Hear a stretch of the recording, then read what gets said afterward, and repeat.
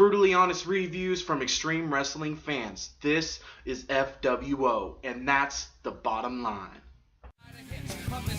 Check the local list. Don't assume get gas, ride faster. Don't ride the futures. It's the first round, and it's a fighting if you're in it. It's gonna get ugly just as soon as we begin it. Till the last round. Left to right, I'm heavy-handed. After everything's landed, I'll be the last one standing from the first round. It's a fighting if you're in it. It's gonna get ugly just as soon as we begin it. Till the last round. Left to right, I'm heavy-handed. After everything's landed, I'll be the last one standing. I'm Mr. First to get the game jumping, ain't nothing. Mr. Quick to trip and load the clip and start dumping. Sucker, say something. Mr. Trying to build a million out of plain nothing. Mr.'s gonna be successful, daddy ain't bluffing. I'm Mr. Quick to chop and one of a kind. A madman on the band till every one of them's mine. I'm Mr. No Look and honor amongst crooks, Mr. Right. I'm Chris Helix, and you are watching the inaugural episode of Future Wrestling Observer. This time, we are reviewing WWE's premier brand, Monday Night Raw. What's going to happen this week? Is Daniel Bryan going to get his beard shaved off? Is Kane going to get revenge on the Wyatt family? Is Layla going to say why she backstabbed Kaitlyn? All this and more on FWO. Alright, looks like we started off Raw with Daniel Bryan coming out and talking about the makeover. I thought his speech was really good. It started off kind of plain for me, and then it got really good when he talked about being a real wrestler, because I'm a wrestling fan. I hate the whole entertaining, mediocre gimmick bullshit that they've been doing. So the being a real wrestler thing really appealed to me. And then, of course, they got to ruin the DB plug and bring out Vince McMahon and have them bicker, blah, blah, blah. And then it gets even worse. They bring out a British asshole, a.k.a. Wade Barrett, who hasn't really meant shit for weeks. So, and then I'm just going to cut straight to the point. They have a really crappy-ass fight. He shaves Wade Barrett's beard. And the plug, in my opinion, ends in a 1.5 star rating for being very, very mediocre, dull, and fucking boring. Del Rio versus RVD.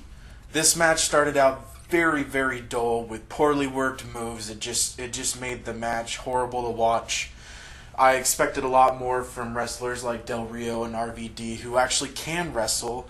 And then the match starts getting good the moves start getting better. They start getting in the groove. And the match ends with RVD getting some sort of like weird roll-up leg scissor pin type thing, and RVD wins the match, and Del Rio loses, gets all fucking pissed off at his ring announcer because his ring announcer put some like bucket in the ropes, and then it all led to RVD winning because RVD threw Del Rio into it. But yeah, fucking Del Rio takes out his loss on Ricardo Rodriguez and beats the holy hell out of him, and it ends, kind of right there with Ricardo's head getting smashed by the steel steps. I would give this match, if it would have gone longer, it would have got a lot better. So I mean, I have to give this match 1.5 stars. Cody Rhodes and Damian Sandow's rivalry over the Money in the Bank briefcase continues this week. And the promo or plug, whatever you want to call it, was very short.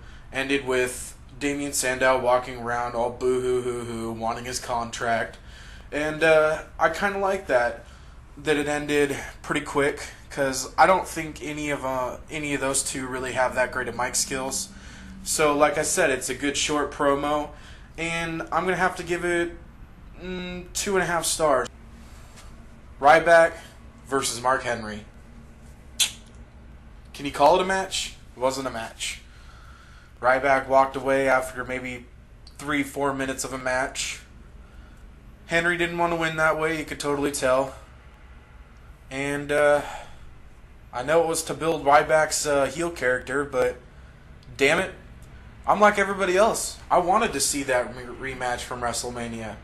So yeah, what could have been a good 4-star match? 0.5 stars. Enough said.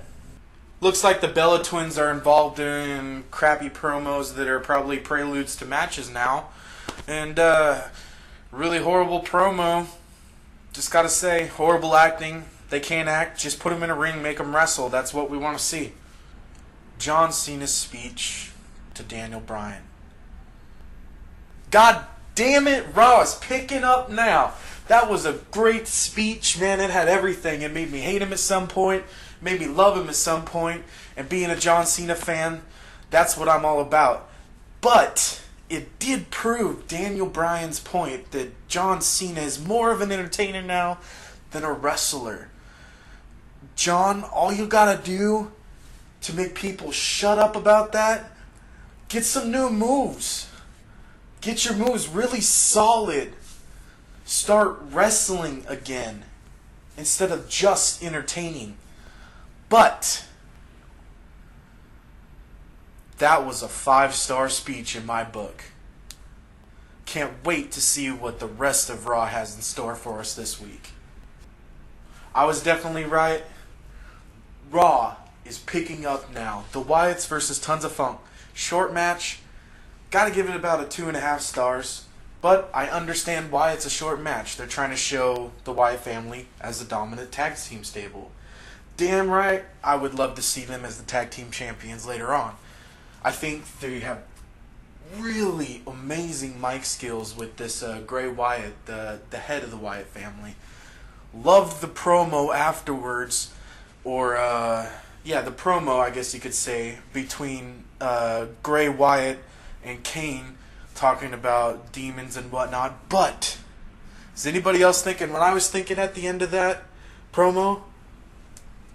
Was Kane hinting at an Inferno match? Guess we'll have to see at SummerSlam. Kaitlyn versus Layla. First off, gotta say, great wrestling by Kaitlyn. Then we go to Layla. Never really thought Layla could wrestle. Still don't think she can wrestle. Then she goes and does some childish stuff in the ring. You know, hanging on the rope. Don't hurt me, don't hurt me. You could tell the WWE crowd didn't like it by their reaction. Or lack thereof reaction.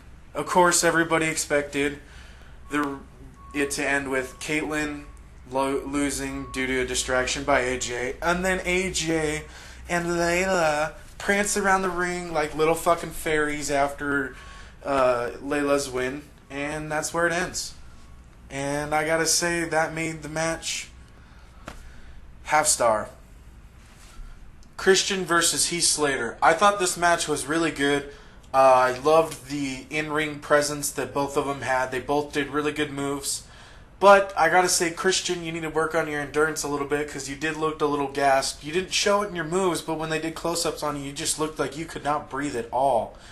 But yeah, you guys have some really good in-ring chemistry. That's what the word is. In-ring chemistry with each other. I would love to see you guys wrestle each other again a couple times. And yeah, I'm going to give this match 3 stars. Only because I would have liked to see it go longer, because I thought the match was pretty decent. CM Punk delivers a 4-star pipe bomb directed towards Paul Heyman guys, Brock Lesnar and Curtis Axel, to lead into his match with Curtis Axel. Speaking of the Curtis Axel versus CM Punk match, great match, great wrestling maneuvers. They delivered the maneuvers very well. 4-star performance with that. But if you add in all the delays between moves that made the match kind of boring, I mean, even the WWE Universe started chanting boring during it. It brings it down to a 3-star match. And which sucks because they delivered the moves really well. They just delayed way too long in between some. So yeah, 3-star match. Of course, ends in Punk grabbing onto Heyman, and you know it ends. And I believe that means Punk picks up the win. And then of course, big fight breaks out. You know, the F5 Master comes out, Brock Lesnar. They battle between each other for a while, and then Punk gets his chin split open, and you know gets destroyed by the big man once again. Kofi Kingston versus Fandango. Boring match. Not saying the moves weren't good. The moves were great.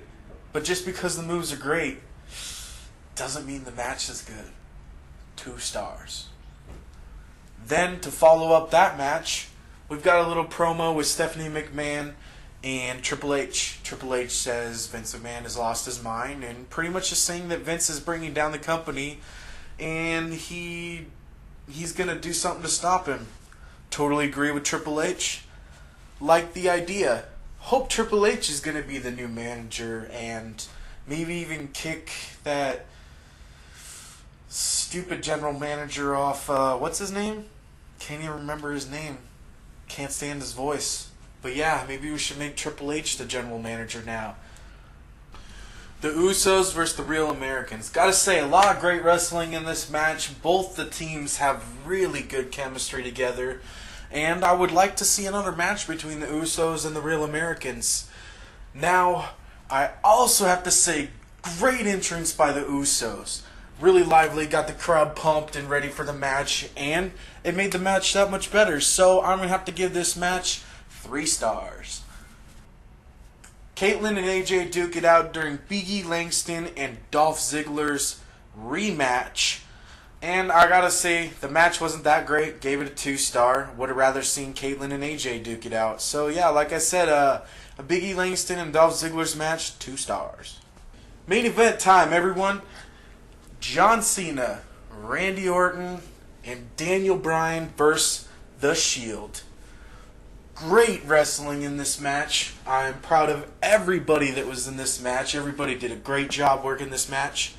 But how do we end great matches in WWE? We don't end them with pins. We don't end them with submissions. We end them with disqualifications. That's right. The Shield gets disqualified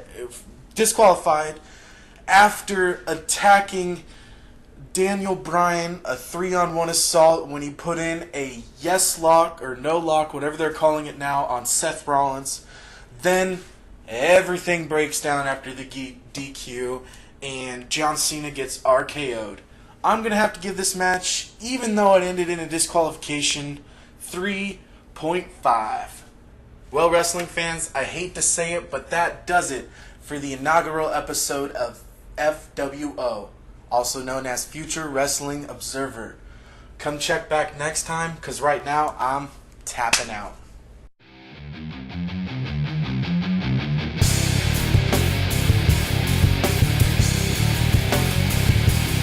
I'm Mr. Quick to mix the funky fix. Mr. Quick to hit the shit right in the lips. You other misters would miss. I'm Mr. Pimp and check the chunky dish. In the kitchen on a mission, did I mention